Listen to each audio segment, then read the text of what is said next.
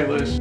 Hey. See you tonight, Liz. See you tonight, Liz. Have a good day and see you tonight. I love it. Great. I'll see you tonight.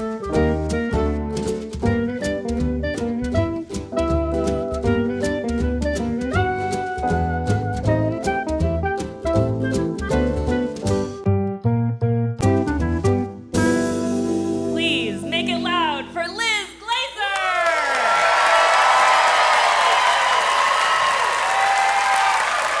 Thank you. Thank you. I am so excited to be here. Thank you so much for being here. Hi. Oh my gosh. This is amazing.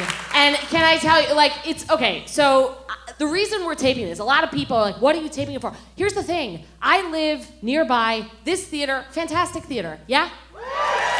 Fantastic theater, okay? I have not always been a comedian. I used to be Alice from the Brady Bunch, but I love to say that joke because it's a litmus test for age. Because here's the thing, like, some of you laugh because I'm 44, okay? So whatever, if old me or older, I say I look like Alice from the Brady Bunch, you're like, oh yeah, she does. Meanwhile, Gen Zers will come up to me after shows and be like, were you really Alice from the Brady Bunch? And I'm like, yeah, I'm 107. So, but I've been doing comedy for 11 years, and before that, and some of you know this, I was a law professor, which is generally how people get into stand-up comedy. It's the classic route. You want to be a comedian, you go to law school for 3 years, you practice for 2, you teach for 9, you get tenure, and that's the moment where you give it up and you do stand-up comedy, okay? But, like, I moved near here, and the theater asked me, they're like, do you want to tape a special? Do you want to be on the main stage? And I'm like, do you know who I'm not? This is an over 400-seat theater. And it is a milestone for sure to sell it out. You sold it out. Truly, okay? The seats that people aren't in, I know who's not there. Okay? And that's the thing, is like, it is a milestone to sell out a theater like this, but I wonder if it's the same if you sold out a theater, but every single person who bought tickets texted you right after they bought them. I would like look and I would see, 2 tickets, were gone, and then I get a text. And it's lovely. It's amazing. And then every now and then I would see a couple tickets that went and I didn't hear about it. I'm like, oh, maybe somebody's coming. And then my wife, Karen, who a lot of you know, no, my wife's name is Karen, okay? It's a rough time to be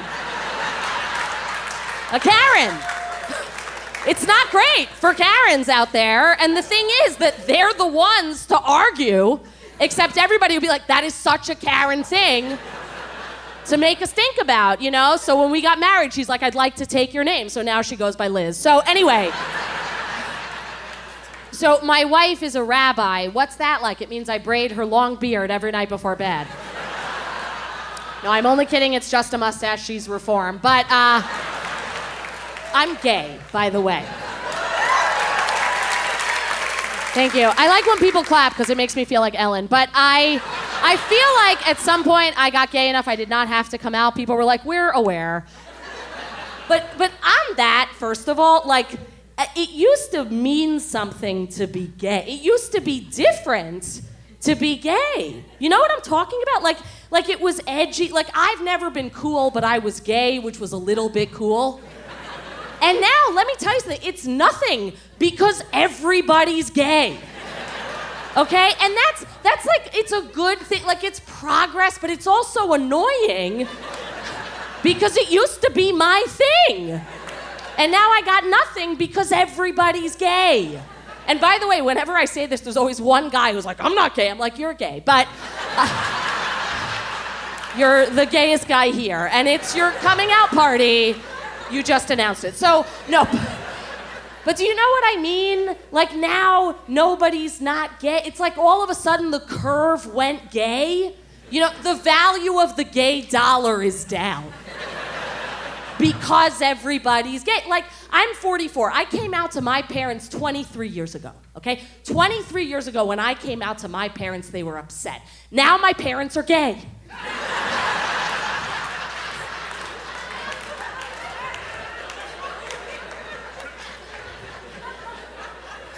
No, they're not really. And by the way, can I say, so my mother is here, okay? Give it up for my mother.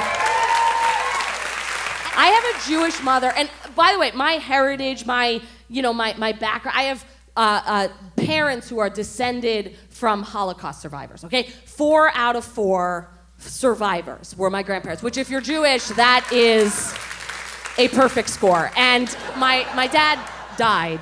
He's not gay either, but he did die during the pandemic, but not of COVID, which is the no homo of dying during the pandemic. And if you're laughing at that, you did not get the Alice joke, and vice versa. So, my mom is dating, okay? She's trying to date. And she told me, she said, Elizabeth, and by the way, my name is Liz, but it's like my mother paid for every letter. I feel like this is the only situation where she's like, I'm glad you go by Liz. It would have been a lot, specifically, of money to get the other letters. So, anyway, my mother told me, she's like, Elizabeth, you can't talk about my dating on your special. And I said, then stop making it so funny. And so I was like, can I talk about the fact that I'm not allowed to talk about the fact that you're dating? And she said, maybe. So we can edit this out. But here's the thing. The other day, I get a phone call, and if it's likely spam, I'm answering, okay? That's my personality. I like to chat. I'm not ashamed of it. If I have nothing to do at 3 o'clock in the afternoon, you better believe I am talking to likely spam. Likely spam, likely fun is what I say. And so I have this phone call, and it's like 551, like it looks like a fake number from television or something. And I pick up, and it's my mom. She's like, this is my burner phone. I'm like, for solving crimes? She's like, if it happens, that'll be fine. So, no, because my mother is online dating, okay, and she's not gay, which is a nightmare, because she's like, Elizabeth, I'm afraid of men on the internet. I'm like, yeah, mommy, that's why I'm gay. It's gotta be half the reason. At least, I don't know sometimes if I'm more lesbian or anxious, honestly. It's a toss-up for sure. But she doesn't want to get catfished, and she's like, so I made my match profile, and I said in my match profile that I have a different name. I said I live somewhere else. I'm like, why don't you just throw in that you're 25 and a man? So if anyone's dating a 25-year-old pool boy named Sven from Tenafly, that's my mom. So when I'm doing this taping, like I was asking for advice, and everybody said was have fun. That's the thing. You gotta have fun. If you're having fun, you can clap, that's fine. Sure. Go with the instinct, why not? But have fun, that's important. And the thing is, I am not great at having fun. That's my thought. Because the other day, somebody asked me, they're like, what do you do for fun? My instinct, what do you do for fun? Errands? That was literally what I said. And then I thought about it, I'm like, honestly, yeah. I love errands. My favorite errand is a return. In stand-up comedy, let me tell you, you don't make a lot of money, but I make money back. Does that make sense? I don't shop at this point without hoping at least something I bought has a mild defect. It's a plus, honestly. And honestly, I think that's my real heritage. First thing my mother ever taught me how to do was return an item to a retail store. That's the thing, because she's like, oh good, I have a kid, someone to take it back. My mother is the reason that the return policy at your local department store changed last week. There were 2 rules of returning, okay? For returning, rule number 1, if mommy asks you anything, you gotta say yes. Rule number 2, if mommy doesn't say anything to you, you do not say anything. And so in college, I bought an Eastpak backpack and it broke. And my mother was like, you bring that backpack home with you for winter break because we're gonna return it. And I mean, I've been dealing with this my entire life. So it was like, okay, sure, whatever. And we go to Eastern Mountain Sports on Route 17 in Paramus. And if you're following along, you may know that Eastern Mountain Sports does not sell Eastpak backpacks. And the cashier is like, I'm sorry, ma'am, but we don't sell Eastpak backpacks here. And my mother says to me, she's like, Elizabeth, did you buy the backpack here? I said, yes, I did. And of course this escalates, and then, Elizabeth, did you buy it? Yes, I did. At some point, a UPS guy goes into the store to make a delivery. The cashier, desperate, looks at the guy, and he's like, have you ever delivered a package of anything Eastpak to this store? The guy's like, absolutely not. And my mother's like, did you buy the backpack here? I said, yes, I did. Finally, my mother takes me aside. She's like, Elizabeth, did you buy it here? I said, no. And she's like, well, why didn't you say anything? I'm like, I am a well-trained soldier. And can I tell you, from all of that, we did get store credit.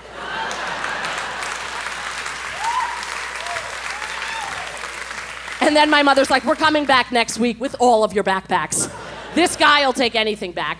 Obviously, like, Jewish heritage, because I asked my mother, I was like, why do we return? And I figured I'd get, like, a funny answer. This is what my mother said. She's like, my mother returned before me, and her mother before her, and her mother before... I'm like, okay. We all know it is a very difficult time to be Jewish. It's a very difficult time, I think, to be alive. It's stressful. I'm very nervous. I am always nervous. Are you nervous? Do you feel nervous? I can't sleep. That's how my nervousness manifests. Do you have this? I used to do meditations. Do you ever do meditations to fall asleep? They used to work for me. Then it became now. I'm like, this thing isn't going to do it because I'm listening to the meditation. I'm like, it's gaslighting me. Because the meditation is like, everything's fine, nothing's wrong, just relax. I'm like, when was this meditation recorded? December of 2019? I also, by the way, I think meditations have to be narrated by a woman or else they're the opposite of relaxing. Because here's the thing, I was alone in a hotel room. I put one of these puppies on. They don't say who the narrator is. And all of a sudden, I'm alone in the room and I hear some guy who's like, go to sleep, you know you want to. And I was like, apparently I'm not surviving the night. But it is, it's a really stressful time, in my opinion. I identify as gay, I'm proud of that. I identify as Jewish, and I'm proud of that. And I think, like, for this tour, for example, I did a lot of shows, and I did shows in places that I was nervous to be. Like, I went to Alabama, and a hush fell over the crowd. For Alabama, yeah. I went to Alabama. I was so nervous. I'm like, gay, Jew. I'm like, I'm landing in Alabama. I'm like, I gotta leave immediately. And when I was in Alabama, I had to rent a car. I wanted to be as inconspicuous as possible, so I rented like a Nissan Nothing in beige. You know what I mean? Just like, get me in and out of here as quick as possible. And also, do you guys know a USAA credit card? Does anyone know what that is? Okay, got it. Thank you. Some heroes. And for real, maybe. I mean, here's the thing. A USAA credit card, if you don't know, it's for military. I did not serve. I feel like I did not have to tell you that I did not serve. The reason that I have a USAA credit card is because my wife's father is a retired lawyer from the Army. Thank you. But in my opinion, I feel like if the Army knew how far their USAA membership was extending, they would be upset about it, and I get it. I'm gonna bring the Supreme Court case against myself. I'm asking and I'm telling. My lesbian rabbi spouse's father was in an office during wars. And because of that, I have a USAA credit card. And the thing about a USAA credit card is you may be impressed by it, I don't know, but let me tell you something. In Alabama, you put this card down, the C's part for you. And so I'm at the budget rent-a-car in Alabama. I put down the USAA credit card. The guy's like, oh, I'm gonna get you a better card than that. I was like, I don't want a better card than that. I'm fine with my beige, inconspicuous car, please. And he's like, no, I got one. And he rented me a Dodge Charger in bright red. I'm like, does the ticket come with the car? Should I pick my court date now? Free points on your license with this car. So I was nervous because I'm like, oh my God, I'm gonna get pulled over. And I didn't even want to be conspicuous to begin with. And I was driving around Alabama like 5 miles an hour in this hot rod car. And I'm noticing, so I know Jews, okay? I know all of you. Like this main stage. It's the main stage at SOPAC, but it's called the Leitner main stage, okay? Jew, okay?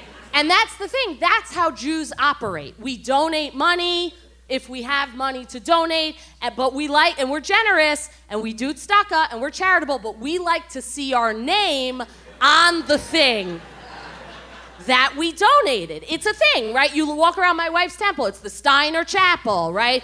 In the Bernstein Hall with the Cohen Torah and the Levine Ark. And like every single one of those people donated money and they have their name on it. And I was driving around Alabama and I'm noticing that there's all these churches and all of them are named the Church of Christ. And I'm like, well, that is a Jew with his name on every single building.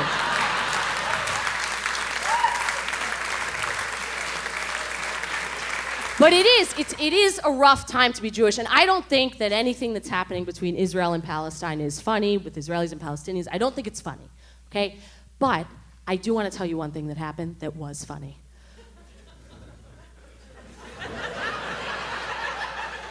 Which is that very recently, like within the past war,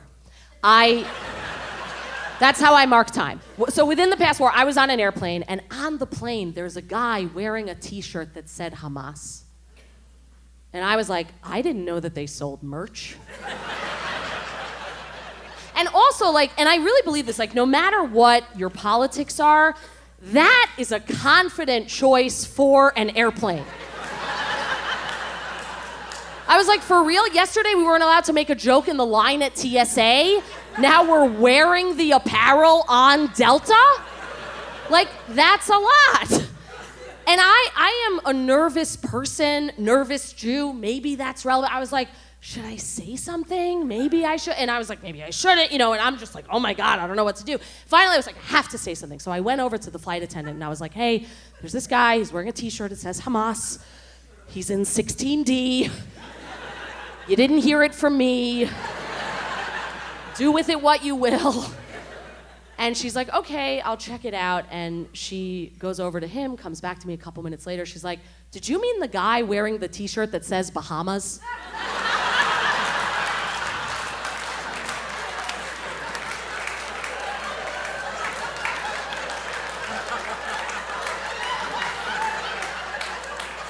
I was like, listen, I said what I said, all right? The palm trees threw me for a second, and the tie-dye seemed like a weird choice to me, but I'm not in charge of branding over there. And can I tell you that for lodging that complaint, I got so many Sky Miles. My mother was like, that's my girl. Now, as many of you know, I just had a baby. My wife and I just had a baby. Thank you. She's in the car, and no, she's 11 months old, so she's home alone. But no, she's amazing. I mean, so a couple things about the baby. So first of all, people want to know, how did you decide who was gonna have her, right? Because Karen and I, both women, how did you decide? We did rock, paper, scissors, and she got scissors, which always wins for lesbians. And so. No, honestly, the way that we determined it was we went to the gynecologist's office together, okay, for date night. And by the way, that's my impression of a straight man. It's like, what did two lesbians do together? Like, go to the gynecologist? Like, actually, yeah, we did. And it was fun, okay? What do you want from me? So, no, but we went together to the appointment, and the doctor, he walks into the exam room, he takes a look at me, and he looks at Karen, and then he looks back at me, and he's like, are you ready to be a father? I was like, I guess I'm not having this baby. But like on that, by the way, here's the thing. I look like this. I get misgendered a lot, okay? This is a better season for me because it's daylight savings time. Daylight savings time is better because standard time, I'm a man. Alone at night from afar. I get misgendered a lot. It used to bother me. And then I stopped getting bothered by it because I realized that I participate in my own misgendering. For real, because I was walking down the hallway of my house, I saw me in the mirror, and I was like, excuse me, sir. Where did you come from? And then I'm like, I'm sorry, I'm so sorry. You always have to over-apologize when you misgender someone. I don't know if you know that. I don't know if I was born a lesbian, but I was for sure born sorry. But I get misgendered, and I get like they-them'd a lot. Right? Which makes sense. It's a new world, whatever. And my thing is like, I did not grow up with woke parents at all, okay? My parents, my brother's trans, I'm gay. How did they get so lucky? What did they do right? Okay, no, but so anyway, so I grew up, like they were fine. They're fine with it. They're, very loving parents. Everything is fine. My in-laws, so woke. And it is a new world for me. They've got like a P flag sign on their house. I'm like, what is happening? And my father-in-law, like, okay, there is not a Zoom meeting this guy doesn't roll up to with a he, him, his in the rectangle. I'm like, nobody's wondering, Gary. I can tell you there's not a single soul in this breakout room who's like, I wonder if Gary's going by female pronouns these days. Like, the guy is either going to or from golf. He tells corny jokes, right? Like, he's not a woman. And so... But anyway, the way that we actually determined who was going to have the baby is that I went to my therapist. I see a therapist. Great, thank you. That's her. And no, she's not here. But anyway, she would have texted me. But I know. I have the same therapist, by the way, for 18 years. I've been seeing the same therapist for 18 years, which, by the way, I told my brother that, and he was like, that itself is the disease. This woman is stealing from her. You must stop seeing her immediately. But the thing is, I think it's so funny because, like, when you have a baby, people say to you, don't screw up your kid or else they'll have to go to therapy. Yeah? You've heard that. Don't screw up your kid, they'll have to go to therapy. I'm like, I love therapy. Therapy is literally my favorite hour of the entire week. Are you kidding? Therapy is a party and the theme is me. I live my whole life weaving together a narrative into an episode of television that I present to Dr. Weisberg at 11:10 a.m. every single Tuesday, where I've been going for 18 years. I don't want to deprive my daughter of going to therapy. I also, by the way, I don't want to deprive my therapist. At this point, she's like, you're my Law and Order. I want season 19.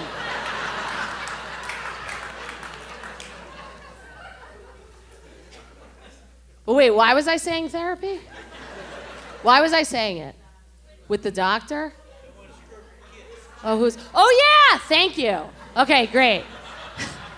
That's the crowd work that I do. What was I saying? Also, I have ADHD and I can't take Adderall because there's a shortage and I'm an addict. So, but I was saying this before, I want to come back to it. Because the real way that we determined who was going to have the baby was that my therapist asked me, she's like, why do you want to be pregnant? And I was like, I don't. That was how. All she had to do was ask, classic Socratic method. So I love my daughter. She's in daycare. She's been in daycare since she was 3 months old because we didn't have anything to talk about at home. We just didn't have as much in common. And so I was like, No, but I love the daycare, but it's babies, okay? And there's a lot happening in babies' lives. Like, development is like, it's pretty drastic, but they're also babies.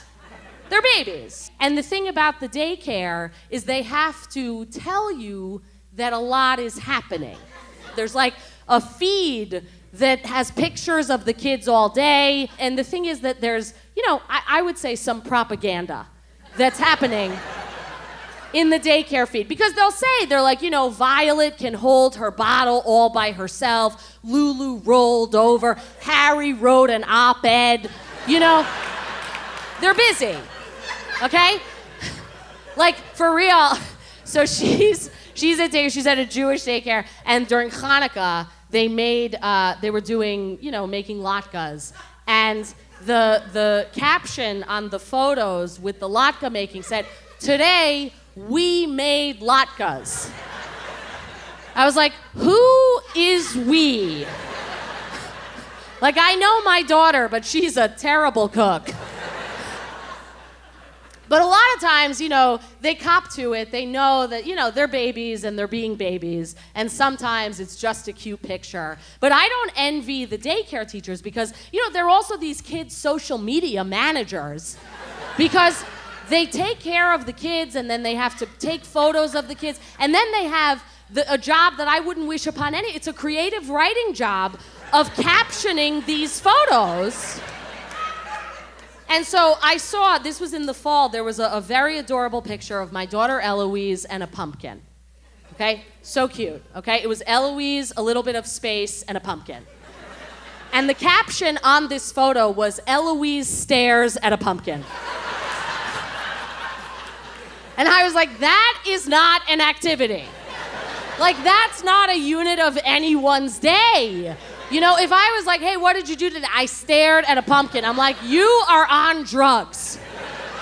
So I was like ranting about this to Karen, and she's like, "Yeah." And then she's like, "Well, what would they say about you if they took a picture of you at the exact same moment?" I was like, that's a good point, actually, because if they took a picture of me at that exact moment, it would be Liz stares at her computer, wondering if the work she isn't doing is a good enough reason to send Eloise to daycare to stare at a pumpkin.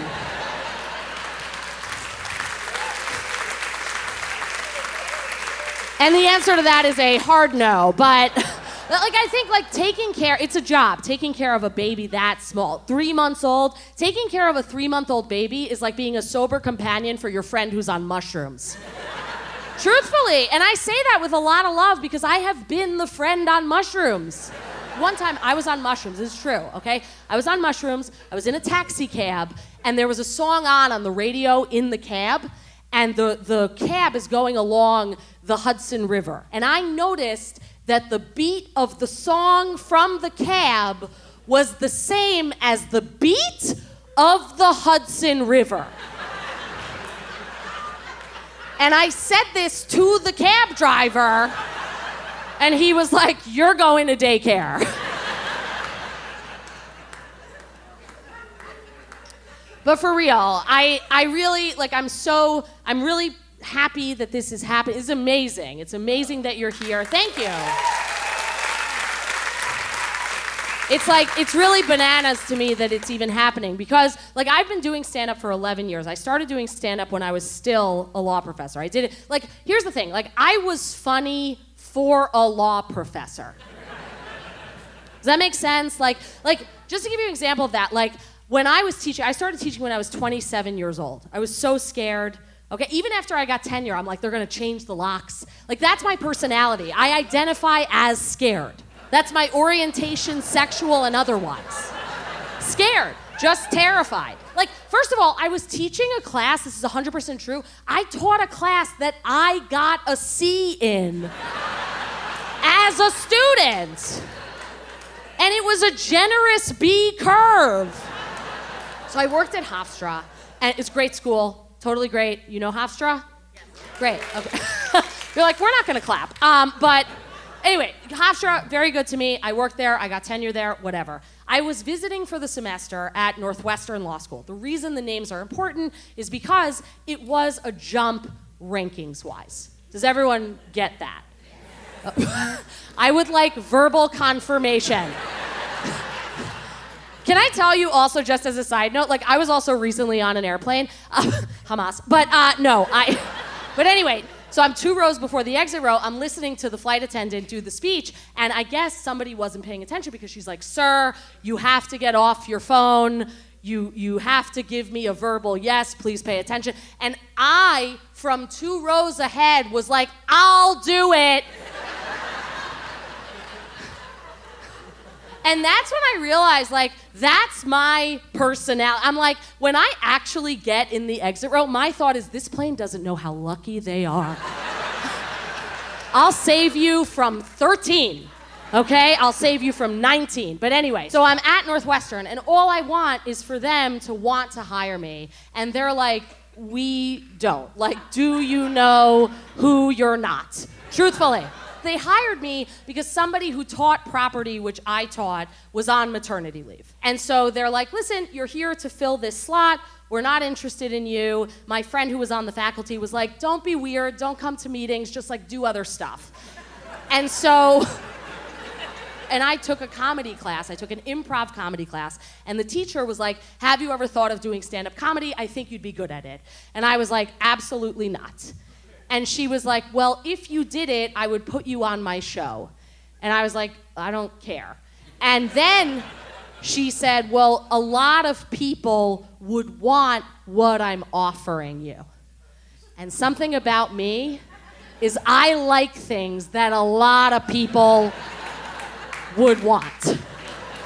And so I was like, yeah, I'm in. And right when I said that I was gonna do it, I went nuts. I was like, I got headshots, I bought a professional website, I got on Facebook Business. I was like, I'm a celebrity. I am a comedian, this is it. And I was on an airplane during that time, and I know that I was talking about the fact that I was going to be doing comedy because when I got off the plane, a woman named Tessa, we did not meet, gave me a note, a handwritten note, and she was like, Dear Liz, I'm very excited for your upcoming show. I do wish, however, that you were quieter during this flight. But I wish you luck, love, Tessa. And I was like, this is my first fan. And so I was so excited. I was telling everybody, I was like, I'm gonna be famous. This is my new thing. And there was this day at Northwestern that was like, it wasn't a snow day yet. Do you know about that, right? Like it was snowing a lot in Chicago, but school wasn't closed yet. But only like 5 kids came to class, and they were like, Professor Glazer, can you do your stand-up? And I think if I had like a 5-minute act, it might have been okay. But instead, what I did was an hour and a half of just freestyling. Like, it was such a blur. I don't even remember what I did. I do remember at one point I jumped up on the table and did an impression of Tom Cruise on Oprah. Like, not normally in my repertoire, but I was like, the moment calls for it. And after that class, I was like, oh, I'm gonna be fine in 2 weeks, because that was a great set. And a couple hours later, I get a phone call from the associate dean of Northwestern. He's like, hey, Liz, how are you? And I was like, honestly, Jim, I've never been better. And he's like, okay, well, a few of your students came by my office, and frankly, they were concerned for your well-being. And I'll never forget this because I doubled down. I was like, I hear you, but honestly, Jim, I have never felt better. And he's like, okay. And what would then transpire is I would have to go before a series of psychiatrists that were connected to the medical school at Northwestern to determine that I wasn't a threat to myself or others. It was a 3-hour battery of tests with them. And the thing is, like, because I have the same therapist for 18 years, recently she asked me, she's like, do you want to know what those psychiatrists said? I'm like, yeah, duh. And she's like, well, they were thinking that they would diagnose you as being like totally off the rails. But in fact, what they determined is that maybe you shouldn't be a law professor.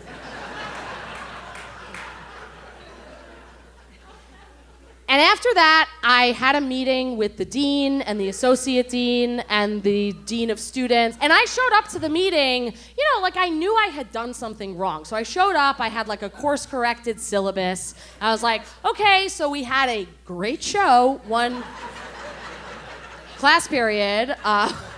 You should have been there. It was awesome. I wish I taped it, but so be it.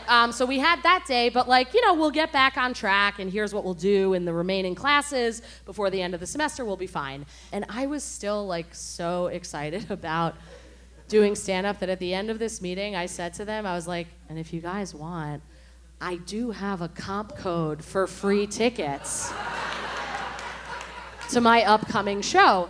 And they didn't take me up on it. They didn't come to the show, but after the show, which I did videotape, I uploaded that videotape to YouTube, and I sent the dean of Northwestern that stand-up set with the confidence of somebody who's trying something they've never done before.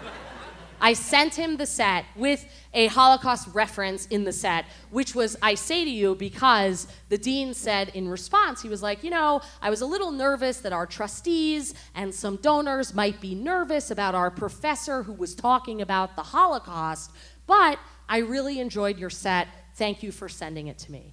And this is the unbelievable part, but it's 100% true. He said in the next paragraph, he's like, and by the way, I don't think that we considered you seriously enough for a full-time position as a professor at Northwestern Law School. And the thing is, that kind of an email, first of all, it was exactly the email that I wanted at the beginning of the semester. It was exactly the email they were never going to send to me at the beginning of the semester. And I would have replied so quickly to that email. First of all, I'm a very quick replier in general. Okay, to emails, I reply faster than the mailer demon to emails. It's an occupational hazard of being an associate at a law firm. Every time I get an email, I'm like, there is a partner who is breathing down my neck to respond to this email. But that email, I received it, and I took the weekend. And then I took the week. And then I didn't send my materials in, and that is ultimately how I got here tonight.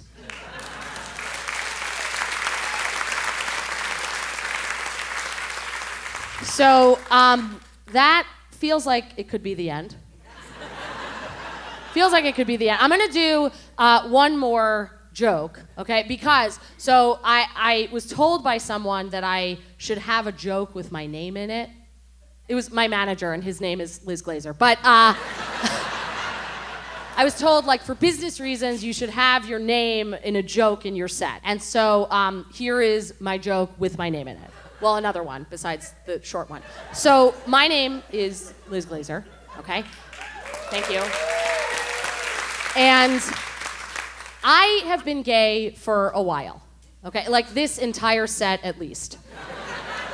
I'm 44, which means that when I was 11, 12, which was 91, 92, the thing about being gay that was on the news and stuff was that if you're gay, you have AIDS. Not true, but that was what was said. And also around that time, the PSAs had an additional flourish, which was, if you have AIDS, you should tell people. And I was 11, and I knew I was gay. And I was like, I think I have something to say to everybody.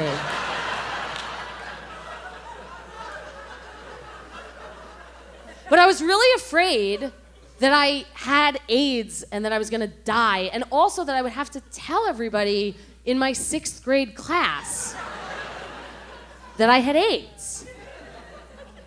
And I went to Orthodox Jewish day school. By the way, my Jewish background, I went to Orthodox Jewish day school, I went to a conservative temple, and now I'm married to a Reform rabbi, so I think that makes me Catholic. But anyway. But I wanna say this, which is that so I'll get back to AIDS. I know you're dying for AIDS. I can feel it. I can feel it, okay? You want AIDS. Back to AIDS, and then I'm gonna be done, okay? Listen, you want it, you got it. But, so I was scared I was dying of AIDS. So I went to my science teacher and I was like, hey, why do gay people die of AIDS? And like, let me tell you, like in Orthodox Jewish day school, they're not talking about AIDS. Like, sex education, if anything, is just like, get married. That's it, okay? To a rabbi preferably. I'm like, okay. But anyway, so they're not talking about it. And I said, why do gay people get AIDS? And my science teacher looked at me and I think realized what I was saying and really like did a huge mitzvah in my opinion, because she was like, well, it's not about being gay, it's about anal sex and tearing and fluid. And I'm like, never mind. And but it was amazing that she did that, because she 100% broke protocol, but then I didn't have to be worried that I was dying of AIDS. Until 10th grade, 1995, and maybe some of you remember this, but there was a woman named Liz Glazer who died of AIDS. And it was very public because she was married to a famous director, producer, actor, Paul Michael Glazer. There was a People magazine article. It said, when AIDS strikes a Hollywood family. And I remember this because the next day I showed up to 10th grade and my health teacher, in front of an elevator full of students, was like, thank God you're okay. I thought you died of AIDS. And I was like, I'm pretty sure I just died of embarrassment. And I love thinking that, like, before she went to bed, she's like watching the 11 o'clock news. It's like, Elizabeth Glazer died of AIDS, and she's like, my high school student? And then after that, she doesn't get out the snow list. She doesn't call the next person. Why are they reporting on this? Is she okay? She's like, I'll sleep on it. Maybe tomorrow she'll turn up to high school. Thank you guys so much. Liz Glazer, good night. Thank you.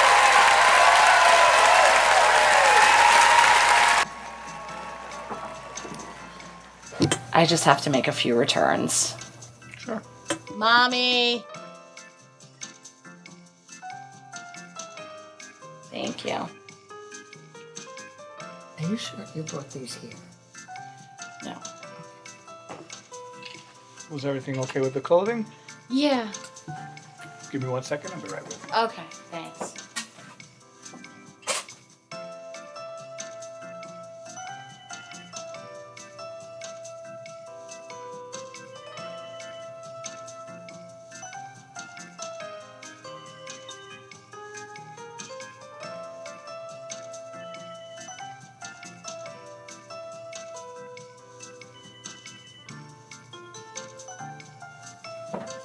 Okay, you're all set. Everything's been put back on your credit card. Thanks. My pleasure.